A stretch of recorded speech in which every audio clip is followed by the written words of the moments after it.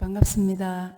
예, 대산종 목사님께서 우리 한국의 보배가 뭔지 아냐, 그러니까 한글 그죠? 한글을 말하고 인상을 말씀하시고 이제 그런 말씀을 하셨는데, 저도 1991년 12월에 제가 미국 처음 유학을 갈 때, 이제 거기 처음 갔으니까 이제 제가 미국의 학문도 보고 그렇게 해서 논문도 쓰고 그러려고 갔다가 이제 의학과정 이제 한 코스를 제가 들었어요. 이렇게 이제 그게 레벨이 있는데 이제 영어에 대한 이해는 있으니까 이제 제일 상위 그룹에서 들었는데, 그때 한국 학생들이 그런 거예요. 한국 학생들도 많아요. 다른 데서 온 사람들. 왜 우리 모든 사람들은 영어 배우는데 이렇게 열광을, 이렇게 열렬해야 될까? 그 말을 해서 제가 그때 그랬어요. 앞으로 한국어를 배우려고 열렬할 거다. 한국어 선생님들을 다 모여갈 거다. 그랬더니 정말 그럴까요? 아마 나도 그렇게 들었으니까 그럴 거다. 이제 그렇게 했는데, 참 그럴 날이 언제 올까 그랬는데, 요새 케이팝 불을 틀고 어쨌든 한국이 대단한 위세를 떨칩니다. 그래서 지금 한국어를 배우는 그 열풍이 이렇게 많이 부는데, 지금 한국어 학당을 그렇게 자격증을 갖춘 과정을 한다니까, 저 생각에는 해외 나가는 교무님들은 그 한국어 학당 의무적으로 해서 한국어 가르치는 자격증을 따가나면은 아마 써먹을 일이 많을 거다. 어찌다 보면은 제가 공부를 목적으로 하고 저 출가하지 않았습니다. 제가 출가할 때는 도통하기 위해서. 인생이 너무 무상하더라고요. 예. 사람이 죽었는데, 우리 어릴 때 친구 어머니가 죽었는데 너무나 슬퍼하고 보니까, 야, 죽음이라는 게 너무 샤킹하고, 그래서 그때부터 그냥 계속 삶이 허무하게 느껴지고, 그래서 저도 인생의 의미를 알고자 생사대사를 해결하겠다. 그리고 아마 옛날에 출가 감상단 들었던 분들은 기억을 하실지 모르겠습니다. 근데 어떻게 하다 보니까 공부를 하게 됐고, 왜냐면 졸업을 하고 나가려니까 저는 도통한다고 맨날 그 선을 좋아하고 그냥 성리를 좋아하고, 그래서 어른들만 찾아다니고 대산종 보면 이제 방학 때만 가서 그냥 거기 지내고, 집에는 가 있으면 푹 퍼져 있으니까 그냥 어선 인사만 하루 이틀 드리고 도망 나와서 신당에 가서 그냥 그 법문 듣고 사색하고, 그렇게 지내던 사람이 갑자기 제가 대학원을 간다니까 우리 동기 언니들이 잘하는 거예요. 학교 다니면서도 왜 역사를 공부하고 도통해 하고 싶은 사람한테 뭔 국어를 가르치고 뭐라고 하니까, 그렇게 했던 사람이 대학원을 간다니까 도대체 납득하지 못할 사람이 너로다. 그렇게 했는데, 그때 당시에 내가 이렇게 나가가지고 나도 내 문제도 아직 해결이 안 됐는데 도망간 것이 이제 또 그때 이유가 됐어요. 어머니가, 제가 아파가 다쳐버렸고 어머니가 돌아가신 해였고, 그래가지고 어중간한 때에 있다가 제가 대학원을 가게 됐는데, 그 길이 저를 이렇게 평생 할 줄 몰랐어요. 평생 하면서 느낀 게 뭐냐면, 어떤 때는 저는 이 공부를 시작한 일에 잠을 마음대로 푹 퍼지게 잠 본 적이 없어요. 항상 쪽잠. 늦게까지 공부하다가 쪽잠. 또 아침에 일어나야 되고, 그는 박사학위 받으면 끝난 거 아니잖아요. 미국에서는 그래요. 박사학위 받으면 뺑아리가 삐약하고 놓은 거다. 말하자면 이제 열심히 공부 더 해가지고 더 열심히 주스 먹고 자기가 장따구로 크는 거는 또 네 노력에 달렸다 이거거든요. 그러니까 박사학위 끝난 게 아니에요. 그거는 이제 네가 이제 학문하라고 라이센스 따놨으니까 어디 한번 해봐봐. 쪼가라버리는 안 써먹고 더 이상 공부 안 하고 거기서 멈춰버리는 사람 엄청 많아요. 그걸 열심히 또 먹고 활동을 하고 더 공부를 하고 잘 성장하고 또 어떤 확장력을 가지고 활동하고 하는 건 그건 죽어라고 해야 되는 겁니다. 그리고 또 하다가 보면은 사회가 같이 돌아가기 때문에 그게 응해줘야 되기 때문에 죽어라 해야 돼. 그래서 제가 어느 때 그랬어요. 너무 피곤해, 너무 지쳐서 같이 학문한 사람 보고, 참 바보 같은 인간이 학문한다고 달라드는 거야. 노는 것도 잊어버려, 자는 것도 먹는 것도 모든 걸 다 뒷전으로 오로지 그렇게 해야 되니까. 그래서 참 내가 생각하면 멍청한 사람들이 학문한다고 달라드는 게 되게 농담으로 그런 이야기를 한 적이 있습니다. 그만큼 학문의 길이라는 것은 굉장히 고달프고 힘들고 남들 앞에 그렇게 드러나지 않고 그런 일들입니다. 그러니까 책임 있게 이야기할 수 있고 우리가 같이 고민하는 이제 그런 자리, 그리고 또 우리가 그 교법의 가장 참 중요한 내용, 왜 제가 막 그렇게 해서하면서도 왜 안 나가고 여기 있으면서 그 열심히 하려고 하고 하느냐, 그 뭔가 있기 때문이거든요, 그죠? 그러니까 우리가 그런 것들을 한번 좀 새겨봤으면 좋겠습니다. 전에 여기 뭐 아까 여기 보니까 원불교학의 심폐소생술 때 제가 쓴 말이긴 합니다. 근데 이 말을 제가 처음에 한 말이 아니라 작년에 제가 여기 왔을 때 여기 기획연구실 아니 뭐 정책연구소 거기서 아마 세미나를 해가지고 그때 이제 교학의 문제라든지 뭐 기타 등등 이렇게 해서 쭉 짚는 거기서 그 이제 지금 고인된 김도공 교무가 그때 그 발표하면서 원불교학의 현주소를 이야기하면서 굉장히 통탄하면서 한 말이 원불교 심폐소생술이 필요합니다. 그런 이야기를 했어요. 이게 얼마나 절실한 말인지 모릅니다. 저는 이제 영산에서 또 그 오래 살면서 경험을 했었고 지금 미술산학대학 가수를 하고 이게 교육 현장 그리고 가장 열악한 어찌 보면은 어려운 그 여건 속에서만 제가 살아왔기 때문에 영산에도 처음 부임할 때 제가 기꺼이 간 게 아니었어요. 나는 박사 공부하려고 준비하고 있고 더 공부하려고 있는데 그냥 강제로 발령나서 그렇게 갔는데 또 제가 또 가서 보니까 그 성지고등학교 학생들 또 대학을 보내야 되고 또 그리고 그 이어서 우리가 또 4년째 가라는 게 그걸 또 해야 되고 하는 일들이 눈앞에 벌어지니까 저도 좀 적극적인 성격인지 그냥 죽으라고 살았습니다. 예, 그렇게 하면서 영산에서 그 경험이 뭐냐면은 교학대학은 막 그냥 가려고 서로 가려고 난린데 우리는 이제 그 학교 교육기관에 아무나 뽑아올 수 없잖아요. 그 교수 뽑아오는 게 너무나 힘들었어요. 그리고 와야 될 사람은 안 와요. 또 거기 저처럼 붙들려 버리면 못 빠져나온 줄 아니까. 그런 식의 이렇게 되지는데 제가 비난하는 게 아니라 그건 현실입니다. 그리고 저도 거기서 그렇게 살면서 그 죽을 뻔을 봤기 때문에 저도 몇 번 죽을 고비를 넘겼습니다. 일은 해야 되고 어떤 때는 버려놔 놓고 이게 뭐 위궤양, 위염 이걸 달고 살았기 때문에 못 먹을 때가 많아요. 잠도 못 자고. 그리고 행사 벌려놓고 모든 총책임이 저한테 있기 때문에 잠시 사무실, 학교에서 사무실 문 걸어 잠궈놓고 책상 위에서 한 5분, 10분 이렇게 쉬었다가 일어나가고 또 멀쩡하게 나가고 이런 경우들이 참 많았는데, 그래서 그 문제를 어떻게 그걸 해결을 해야 되냐, 그 문제가 지금 제가 가장 큰다고 생각해요. 오늘 법문 봉독을 이렇게 하셨겠지만은 정산종사님께서 그런 말씀을 하셨어요. 신앙불교, 학자불교, 실행불교를 다 갖춰야 원만한 교구가 된다. 실행불교는 신앙불교는 어떠냐? 참 교도님들 중에 참 훌륭한 분들 많으세요. 교모님들도 그렇고 정말 오롯이 일생을 그냥 원불교가 제일로 내 삶의 축으로 삼고 정말 열심히 다니면서 정말 그 든든한 밑바탕을 이루어진 분이면, 또 실행불교 정말 교모님들도 지방 나가가지고 현장에서 정말 혈심혈성으로 사는 분들이 너무 많죠. 어제 제가 서울에서 내려오면서 우리 여타는 한현 선생님하고 이렇게 내려왔는데 제가 가장 가까이서 저희 부교무님이셨고 가까이서 지켜본 교무님이잖아요. 그거 제가 여기 영산에 있으면서 여기서 학생들 가르치고 서울 가서 또 공부하고 이렇게 내려오고 할 때 잠시 들려가 이러고 오면 처음 경장에 왔을 때 교도들이 한 4-5명 앉아 있었어요. 근데 한 1년, 2년 이렇게 2, 3년 사이에 교당이 그득해지더라고. 뭐 교무님이 설법을 잘해서 그런 것도 아니고 모든 아이들, 유치원생들을 잘 봐가지고 유치원 부모님들 전부 다 교도가 되게 만들고 했는데 그게 어디서 나와있어요? 혈심혈성으로 그냥 희생해서 어린이 캠프 하게 되면은 선생님들이 너무 피곤하니까 자게 하고 당신은 안 주무시고 돌아다니면서 애들 다 그 우는 놈, 똥 싸는 놈 다 이렇게 다 관리하고 그렇게 하니까 그 선생님들도 감동하고 교도님들도 감동하고 그 진정성 때문에 그렇게 교도가 되는 거예요. 그래서 저게 참 저력이구나.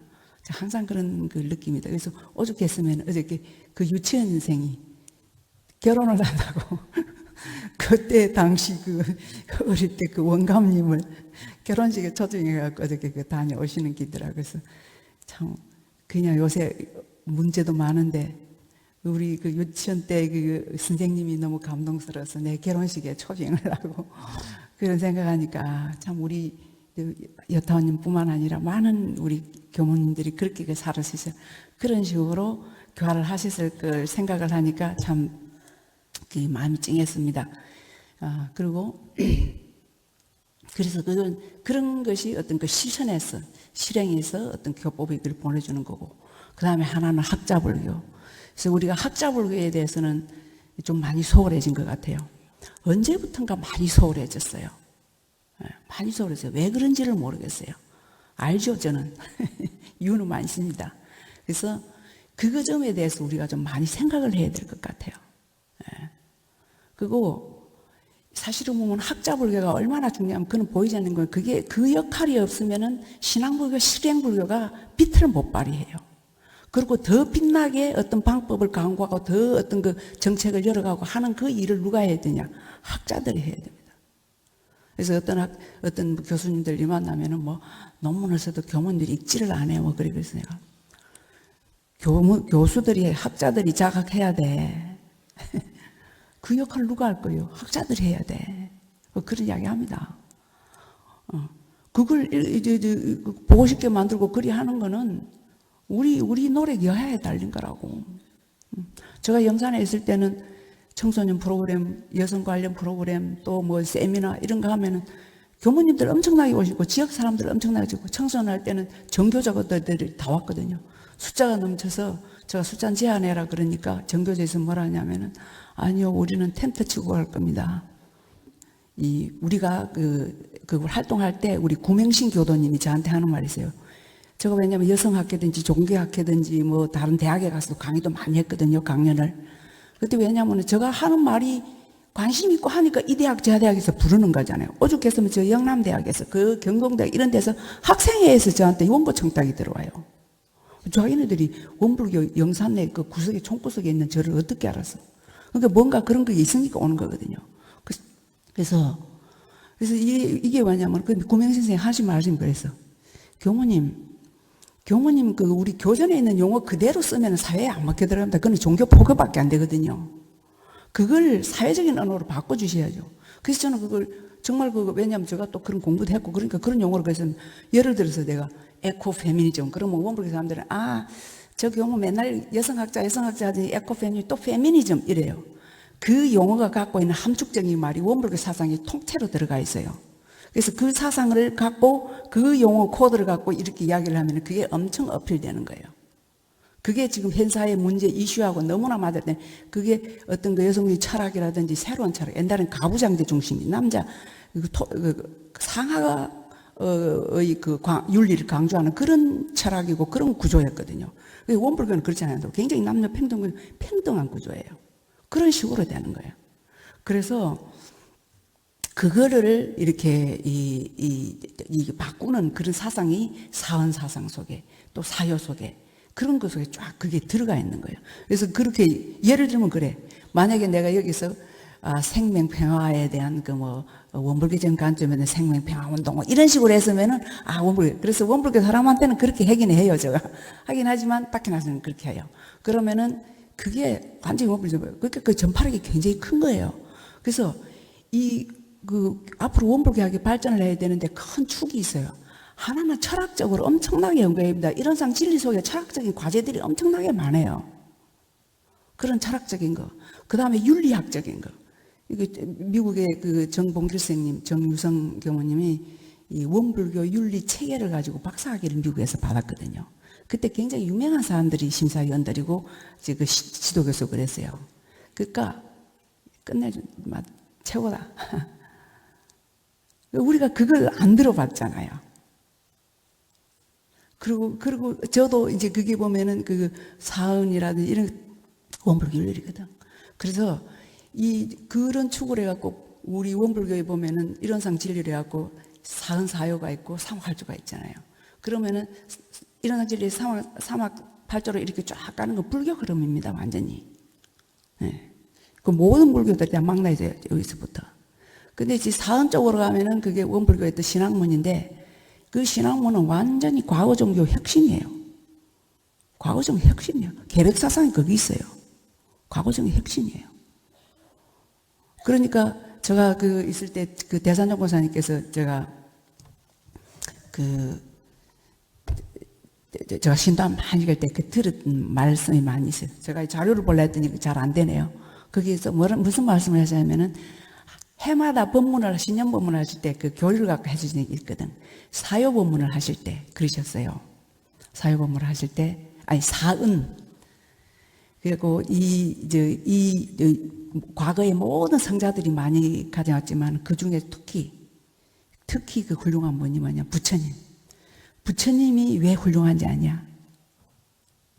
부처님은 우리에게 마음을 발견해 주셨다. 두 번째, 대종사님. 대종사님 뭐냐? 우리한테 은을 발견해 주셨다. 그 은의 핵 사면서 많이 들어보셨죠? 그래서 그 둘은 앞으로 너무나 중요한데 그 말씀 맞으세요.